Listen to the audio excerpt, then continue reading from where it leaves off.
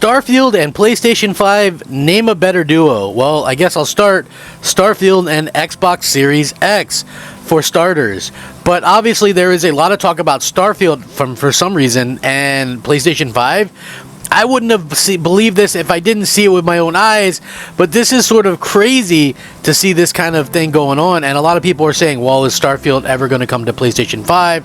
Phil Spencer did speak on Elder Scrolls, or next Elder Scrolls, and exclusivity, and gave the very corporate line, we'll examine them one game at a time. But you have to imagine that the fact that Starfield is Xbox console exclusive, they switched it, Indiana Jones, from being multi-plat to being Xbox console exclusive, that for sure the next Elder Scrolls will be Xbox console exclusive. No doubt about it. He's probably just being a little bit, clinical with his terms, since, they're still in the process with the CMA and things like that, and they don't want the FTC to kind of get re-involved with things. But with that being said, this is like some of the weirdest stuff I've ever seen, and it really just goes to show how far PlayStation fanboys want to kind of go. There's a Starfield mod that replaces Bethesda's splash screen with PlayStation Studio splash screen. Obviously, Starfield isn't coming to PS5, but it hasn't stopped some people from pretending that PlayStation was involved. Someone has modded the PlayStation Studios opening animation into Starfield so that it replaces the Bethesda Game Studios intro.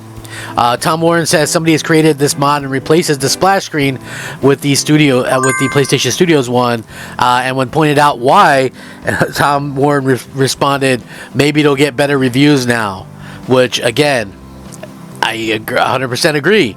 As pointed out by Tom Warren, Nexus Modder uploaded a mod that plays the PlayStation Studios Marvel-like introduction instead of Bethesda's. It's very simple, as noted as humor or joke or just for fun. They reached out and they said it was just for fun and nothing but love for all current systems, etc., etc. I just thought that seeing the PlayStation splash screen on Starfield would be hilarious. I didn't expect the hate reactions of some comments on my mod. It was just for fun. I also uploaded a flashlight mod, which replaces the flashlight to a PlayStation logo.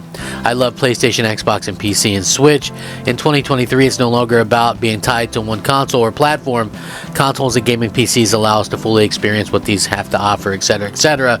The flashlight mod is similarly simple and doesn't seem to have garnered much negative attention, although it's still there in the pages. However, like they stated, for the video swap are quite toxic, many seemingly not understanding that it was a joke and calling it copium. A few, though, did seem to get that it was just in fun. This is likely the closest anything related to PlayStation will get to Starfield, as it is an Xbox Series X and S console exclusive.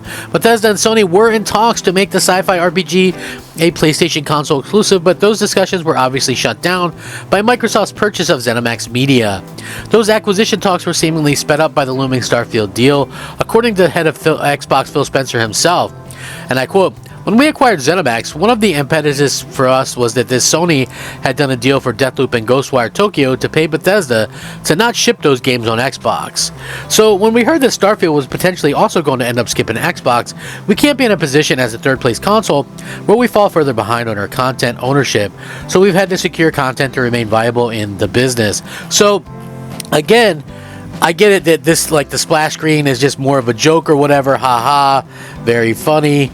And I think that it's very interesting that this is kind of the way that they've kind of handled these things. But this wasn't the only instance. Like, also on this other IGN thing, you can see that obviously the people have taken it a step further.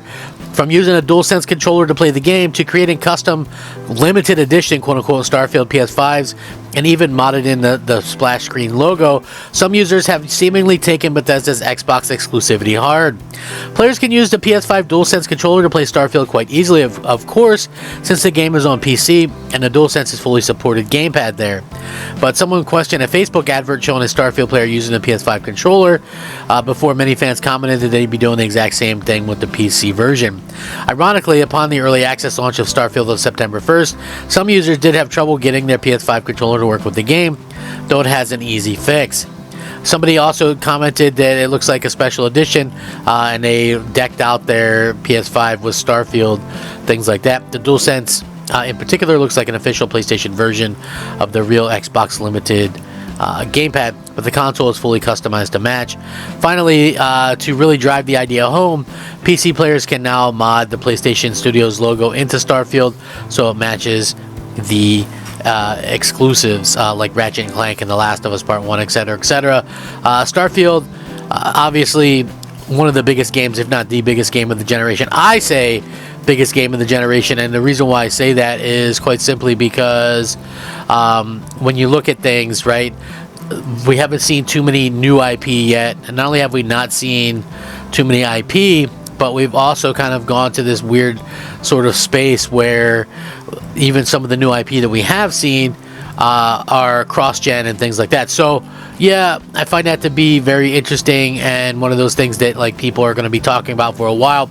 But at the same time, I think that the fact that so many people are like obsessed with Starfield coming to you know, to PlayStation 5, it's just one of those things that is not really a healthy thing, right? And then you couple that with, and I've mentioned this multiple times before. A lot of you know I'm very active on social media like Twitter, and I've made a lot of posts with Starfield screenshots, right? And Starfield posts, you know, they had that big milestone with, you know, millions of players. It's the biggest Bethesda launch of all time. And literally under every post is some PlayStation fanboy trying to compare it to something PlayStation or trying to downplay it because PlayStation fans are not used to having to play second fiddle. And so when you see something is successful and you see something has kind of really broken the boundaries and things like that, people really do sort of freak out. And so that's kind of what we're seeing right now. You know, but, you know, I would love to hear everybody else's opinions on this. Are you someone who's disappointed that it won't go to PlayStation? And also, why is it that only Xbox, and I've mentioned this several times before, but why is it that only it seems like Xbox exclusives are the ones that realistically don't end up talked about, or they end up being talked about as, will they go to this other place or whatever, right? Like, why is it that only Xbox exclusives are talked about like that, right? I would love to know. You know, nobody is ever going, oh, is that next God of War? Is that coming to, you know, PlayStation, or is that coming to Xbox or Switch? But it's like people are like Indiana Jones, you know, the next Elder Scrolls. How about Outer Worlds 2? Are these games coming to PlayStation? Like, why in the world would they come to PlayStation? They're owned by Xbox. So yeah, like that never made any sense to me. You will not see. There's Zelda coming to Xbox? Then what? Is God of War coming to Xbox? Then why would Xbox exclusives go to PlayStation?